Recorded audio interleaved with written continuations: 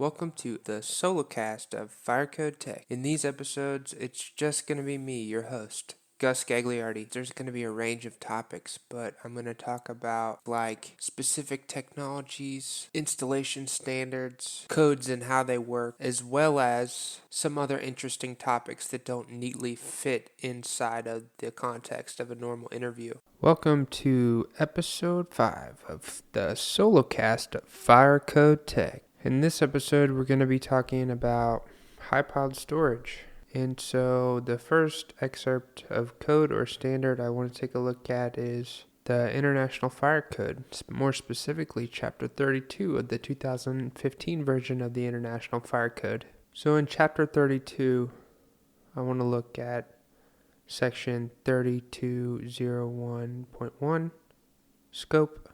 High-piled combustible storage shall be in accordance with this chapter. In addition to the requirements of this chapter, the following material-specific requirements apply. Aerosols in accordance with Chapter 51.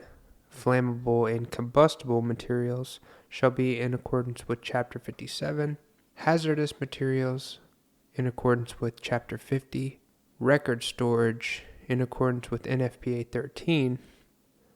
Storage of combustible fibers in accordance with Chapter 37 of the International Fire Code.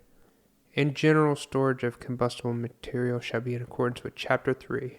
So, why do I want to talk about high-piled storage? High-piled storage is something that is usually misunderstood.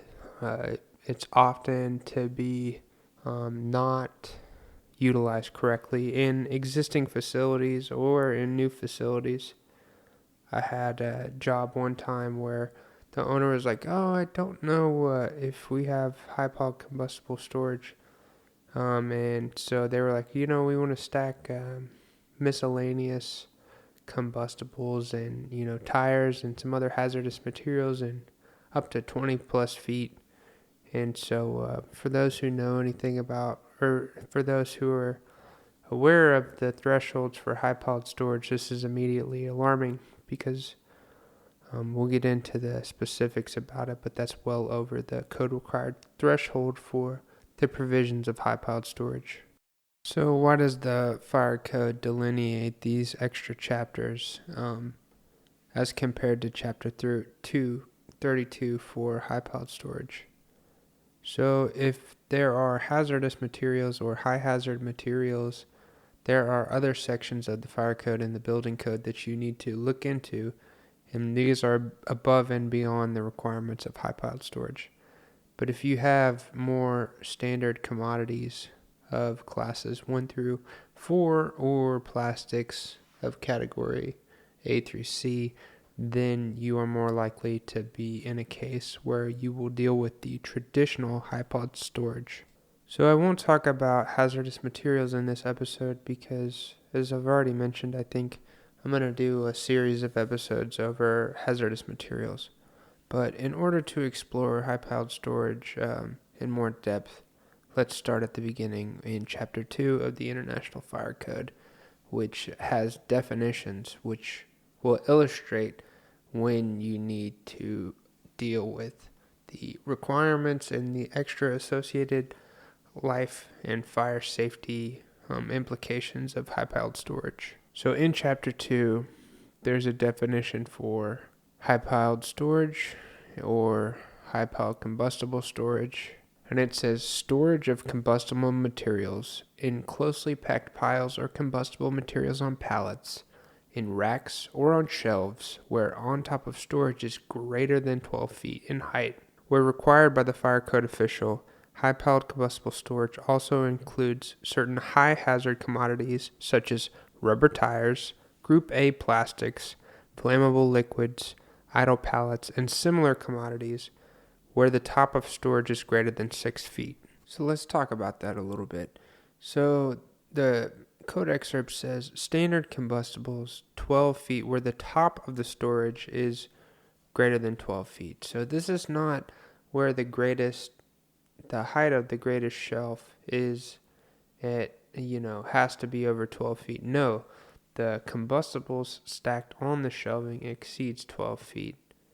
And so Once again, remember that we're dealing with how you approach high piled storage in the United States, and in go back and check out the codes and standards episode if you're unclear on how to determine the applicable codes and standards for your jurisdiction. And then, furthermore, on that subject, high hazard materials. Think of these as hazardous materials, tires, more dense storage than usual. And so these have a threshold of 6 feet. So if you're stacking tires, it's not apples to apples to general engine parts or something that's fairly non-combustible, or even most plastics for that matter, or a lot of plastics for that matter. So I want to talk a little bit about storage configuration. So there's probably a really huge number of different ways that you can store commodities. Off the top of my head, there's bin box, palletized, solid pile, racks, double row racks, back to back racks, multiple row racks, rollback racks, and variations of all these in combination.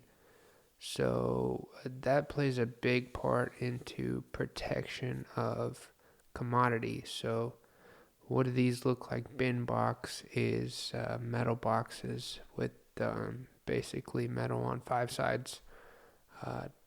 Everything but the top side. Shelves is self-explanatory. Rack storage is what you would think of in your big box stores like Lowe's and Sam's and Costco. And so there's different protection requirements for each of these storage configurations, and where you would go to look at specific criteria for protecting these storage configurations is in NFPA 13. So to dive a little bit more into the requirements of the International Fire Code, Table 3206.2, General Fire Protection and Life Safety Requirements, this table is a more detailed approach to what specific features are required for your high-piled storage based on the commodity type and the size of the high-piled storage. So there are requirements in this section for detection, smoke and heat removal, and building access. That's access for the fire service around the entire extent of the building,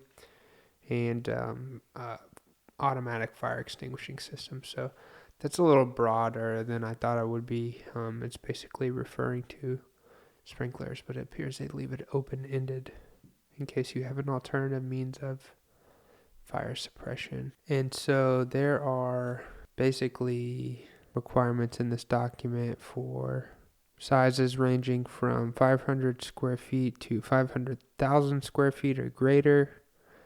And so also this ties back into a cubic foot amount of high-piled storage.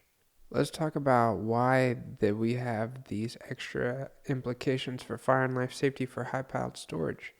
Well, the obvious answer is that there is more combustibles, which can lead to fires that can have a more significant impact for fire and life safety much quicker.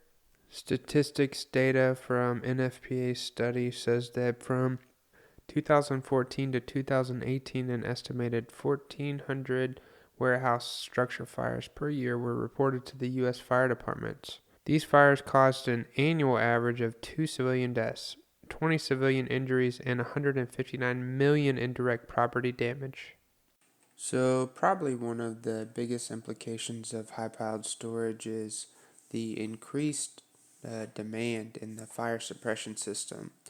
So this often, if you get into instances with significant high-piled storage, I'm talking about in excess of 20, 25. I've seen instances and designed for cases up to about 40 feet, which is pretty significant. I talked with Christina Francis in episode 23, I think, she was talking about how she has been over facilities that had storage in excess of 100 feet. So I think that's pretty, I can't even imagine what that looks like. But yeah, so as the height goes up, the fire suppression demand in correlation goes up. So you have to start looking at storage specific sprinklers, and I want to do a video breaking down NFPA 13 and what it has to say on HighPiled storage. This episode I'm focusing a little bit more on the codes and standards and the basis. Um, so a big part of storage and kind of tackling it or understanding the challenge from a design perspective is commodity classification. This is a pretty big topic, and so a high level overview is take a view of the building and the what kind of functions are happening in the building, and then establish the commodity types. So there's class 1 through 4 commodities, class A, B, and C plastics. And then you have to take a look at the configuration, like we talked before: solid pile, rack storage, bin box. I didn't touch on, but it came to my mind in editing was the mobile storage configurations or high density mobile storage configurations. So automated storage is becoming a much bigger topic. So this also plays into a part of kind of establishing the hazard and establishing the protection criteria. That's going to be it for this first episode on codes surrounding high-piled storage. There's still a lot that I didn't get to cover here and more that I want to dive into as far as the codes, implications for design involving high-piled storage, uh, storage sprinklers, NFPA 13, and what it has to say about high-piled storage areas and protection measures. So stay tuned, and I will be sure to release more content on HighPiled Storage if there's something that you're interested in. Also, if you'd like, there's another bonus episode on HighPiled Storage on Patreon. Go check it out at patreon.com/firecodetech. I'll throw a link down in the show notes. Thanks for listening, everybody. Be sure to share the episode with a friend if you enjoyed it. Don't forget that fire protection and life safety is serious business. The views and opinions expressed on this podcast are by no means a professional consultation or a codes and standards interpretation. Be sure to contact a licensed professional if you are getting involved with fire protection and or life safety. Thanks again, and we'll see you next time.